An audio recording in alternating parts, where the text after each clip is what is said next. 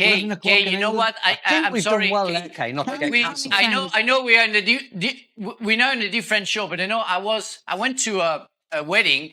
David Douillet, the four times World Cup judo champion. I went to his wedding and I was wearing a kilt, a Scot dressing. I don't know what you call that. That was absolutely beautiful.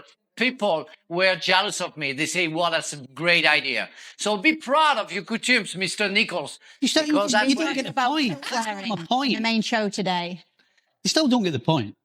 The point is not that the kilt doesn't look beautiful. Yeah, I got the point. Don't worry. Thank you, Frank. Why was he wearing the kilt anyway, old Frankie boy? Why is he wearing a kilt? There's a lot of things Frank does that you go, why is he doing that? Yeah, it's true. That's true. That because that's beautiful. But that was just beautiful. Yeah. That was a bet that I made with a guy, a friend of mine, and I loved it. You got paid for it. So classy. He got paid for it. I got married in the kilt, by the way. I got married in the kilt. Don't try and backtrack now. You didn't think about football. Stevie, how come you didn't think about football when you married? Oh, was. Okay. Is the current Liverpool squad physically capable of playing Iraola's high pressing and 100-mile-per-hour style of play? For example, players like Isak and Gakpo aren't necessarily going to run up and down the pitch if needed. Bournemouth played at 100 mile an hour, didn't they? I mean, they were sharp at the right times. Listen, at the end of the day, it's a bit like the players. If you listen to the players talking about when Klopp arrived, initially, they were like, "Wow, how are we going to keep this up?"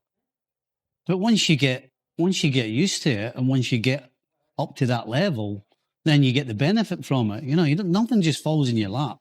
You can't play at a certain pace for 90 minutes unless you train like that and you get prepared properly. So it's going to have to. It'll take time.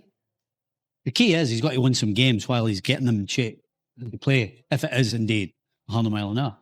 Don, is Arteta under any obligation to sway away from the proven method of relying on set piece and corners and go with the all-out attack approach that everyone expects from his side next season onwards? No. I think when you look back at that Champions League, I was chatting to an Arsenal fan tonight, and I think there's a tinge of, I said they could be proud of their performance, but at the same time, I thought when you play in a big game like that, a Champions League final, you want to come off the pitch having no regrets. I think there'll be a fair few Arsenal players having quite a few regrets that they didn't do a little bit more, or they didn't try to be more adventurous, trying to defend for 84 minutes of the game and allow PSG onto them was always going to be trouble. The pride comes from taking them to extra time and losing on pens. I get it. But no, don't change your style. I mean, maybe when they play against the Cities, United's, Arsenal's, Chelsea's, and then into Champions League, maybe they could be a little bit more easier on the eye and convince everyone that they're a good footballing side, because they are. And that's why I go back to the Champions League final. It wasn't like a giant killing of a lower league FA Cup game playing a top Premier League side. It was Arsenal, who were a very good footballing side. So I wanted to see them play a little bit better. So to the question, no. If you've got to win by set plays and 1-0 every single week and go back-to-back titles, so be it. See, this is where some of the people that write in they just don't listen, or they just don't understand. I don't want to understand. Nobody has ever, certainly not on this show, that to my knowledge, nobody's ever suggested that Arsenal should play some sort of gung-ho all-out attack football. But to go back, piggyback off what Don's suggesting and what I talked about the other day when I was on with Ian Dark, was you're looking for something in between. You're not expecting them to outpossess PSG, but you're not expecting them to have 25, 26% possession. You're expecting somewhere in the middle. And possession stats are not everything, but without the ball, you're only doing one other thing, and you're defending. So if you don't have the ball, you're chasing the ball. So nobody has said, Arsenal should be Barcelona, Arsenal should be this. But can there not be a little bit better version on the eye than they are? And people will say, well, that they won the Premier League. Yeah, they did. Maybe they'd have won the Champions League as well. Had they been a little bit more on the front foot, maybe they'd have lost by 2 or 3. We don't know. And as Don said, rightly so. I think if I was a player, I'd think, we just gave them too much respect. We sat back and we could have got at them. We could have got at Pacho and Marquinhos. We could have got at them, but we didn't. We sat in, we took our chances, and ultimately it failed. Stevie, how successful do you think Carrick can now be? He's had a week to prepare for Premier League now. He's had 4 competitions to deal with. Can now be. He had a week to prepare for a Premier League. Now he has 4 competitions to deal with. Yeah, that's Okay, going to be yeah. that's going to be his problem. So he'd have a whole week to prepare for the games in the Premier Premier League, League. and now he's got more competitions to Coming deal in with. at the end of the season. Yeah, this is a different ball game, and he's in a similar position to Iraola.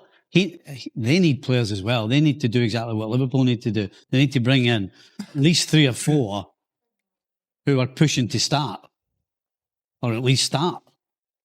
Because if he doesn't, then it's not going to be what we saw between Carrick coming in at the end of the season, winning the majority of games, being stronger pretty much than everybody else, being so sharp on the counter in particular.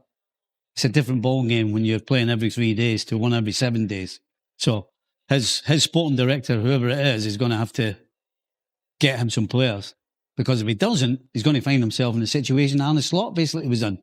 He had to play the same players every 3 days. And you can't do that. Jason Wilcox. That's a man. He's got a big Nice left foot he had as well. pressure on his shoulders to get the business done. Don, does Denzel Dumfries start over Trent Alexander-Arnold at Real Madrid? Yes. Depends who the manager is. Mourinho. Mourinho. I mean, if Denzel Dumfries, if Denzel Dumfries is one of the best right backs in the world. Unfortunately, he misses a lot of games every season through injury. So I would imagine if you're signing him, you're going to play him. But where does that leave Trent?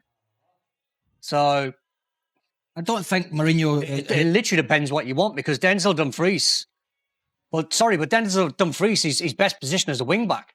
That's where he's played for the last, 4, 5, 6 years at Inter. He bombs on. He's one of the best wing backs at getting up and down, getting in the box, getting goals, getting assists, but getting forward. So he can defend, but I'm not sure that's his strength. So then you've got Denzel Dumfries and you've got Alexander-Arnold, who are best suited in different ways. Alexander-Arnold passing from long range, but Denzel Dumfries being a front-footed, right up the top of the pitch wing-back. Depends on what Mourinho wants. Well, he wants players that can defend, and if he gets the job, which looks likely, I think it's bad news for Alexander-Arnold. 100%. Bad news. That's not his game, Craig. That's not Dumfries' game. That's not his game. His game's getting forward.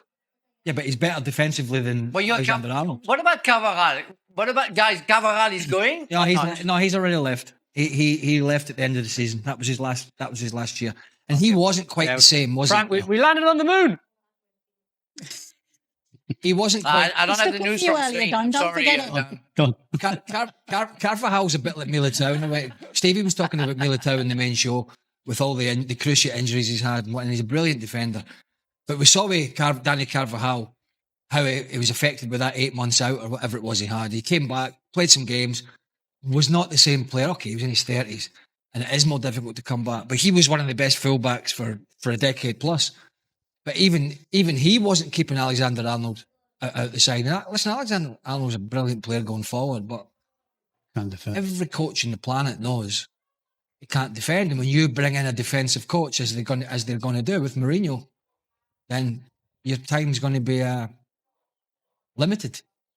For all, but especially Stevie, what's a harder job for a manager?